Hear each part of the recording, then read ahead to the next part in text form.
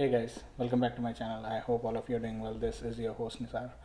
In this video, I wanted to talk to you about OHIP card. I mean, how you can apply for, OHIP card, how can you get your insurance card and all that. I have mentioned about this card briefly in my previous video. If you haven't seen that video is about the 5 important things you need to do as soon as you have landed in Canada. I'll leave it somewhere here for you to check it out. If you haven't seen that, I would highly recommend for you to pause this video and go check that out. Now, when coming to OHIP card is Ontario's health insurance card. So in order for you to apply for OHIP, there are certain criteria you need to meet in order for you to be eligible to get the insurance card. Previously, this criteria was a bit different. I have the laptop in front of me. I'll just use it as a guide, just to refer through the official website, or just to be sure that they haven't updated any rules, so that you get the up-to-date information on this video. Now, who qualifies to get OHIP card? In order for you to qualify to get OHIP card, you need to have a status here in Canada. Students are not eligible to OHIP card. They have their own separate insurance which they get from their university, a private insurance. But if you are a new immigrant, let's say you came here on a closed or open work permit, and if you have recently landed as a permanent resident, or let's say you are a citizen staying here from a long time but you are in a need of a OHIP card now, so you are eligible. Category is that you have to be a legal resident of Canada in order to be eligible for this card. Now, previously, there were certain rules wherein if you want to apply for a OHIP card, you need to stay in the Ontario province for a set number of days before you are eligible. But now, I believe after COVID, Ontario government has removed that. As soon as you have landed in Canada, you can apply for the OHIP card from the day one. Now, if we come to how to apply for OHIP card can be applied through Service Ontario. You need to visit Service Ontario and then apply for the card. For you to get this card, there are certain documents are required in order for you to produce when you visit Service Ontario. I'll just list them. They are not much. Basically, they'll ask for your status in Canada, one proof of address, and then one proof of identity. So status in your Canada would be your work permit or your PR card, or let's say if you have just landed and you don't have your PR card yet, you can use your COPR as well as a status of your residency here in Canada. Now, there are other two proofs required, one being your proof of identity and one being your proof of address. Now, in Ontario's website, they have stated clearly what is proof of identity and what are the eligible documents you can use as a proof of identity, and as well as what is proof of address and what are the eligible documents which you can use to present it as your proof of address. Now let's start with proof of identity. Proof of identity is just that whatever piece of identity you have, it can be international as well. Let's say your passport.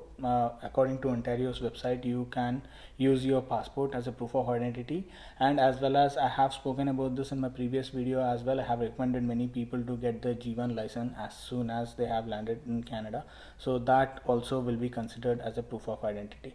There are many things which are considered as a proof of identity. I'll just leave it in the video here so that you guys can check that out. Now let's come to proof of address. So proof of address would be let's say you have landed and you have got a new lease, that can be used as a proof of address, or your phone bill or your credit card statement or your bank address statement or bank statement which has your address in it. All these things can be used as proof of address. I'll leave all the eligible documents in the video and as well as in the description below for you to check it out. Now, in order for you to apply for this, you just need to book an appointment at Service Ontario. You can walk in as well, but you will usually incur some wait times. But in this harsh winter conditions, I would recommend people to book an appointment. It can be easily done online through Service Ontario website. Once you have went to Service Ontario, you just need to carry these three things: the form which should be filled in order for you to complete your registration with OHIP. So registration form and your documents, proof of identity and proof of address and proof of status, all these things are required. Once you submit all these documents, Service Ontario staff verify these documents and then they create a file for you. Once the process is done, you are handed over a paper in which you will have your health card. This health card number, you will have your health card number. Basically, this health card number starts from when you receive the paper. It means that it is valid from whenever you have whenever you have in the hand. You don't need to have your health card in hand. Just the number is sufficient. Till the duration it takes generally 2 to 3 weeks for the health card to deliver to your residential address. In the meanwhile, if you want to visit a doctor, or if you have any emergency, then you can use this health card number whenever you are visiting the hospital or clinic for any kind of emergency or regular checkups. And I would also like to give everyone a bonus tip, uh, that is to find a family doctor as soon as possible.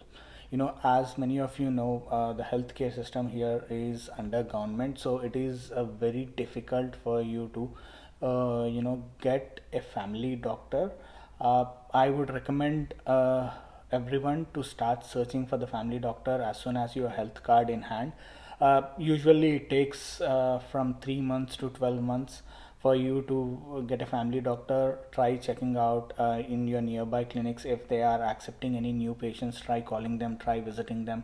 It is highly recommended that you get a family doctor as soon as possible if you are immigrating to Canada with your family. That's it for the video, guys. I hope this video was helpful to someone. Do let me know in the comment section below if you have any further queries or any questions related to OHIP card. I'll try to help you out as much as I can. Thank you very much. Do subscribe to my channel. Take care. Bye bye.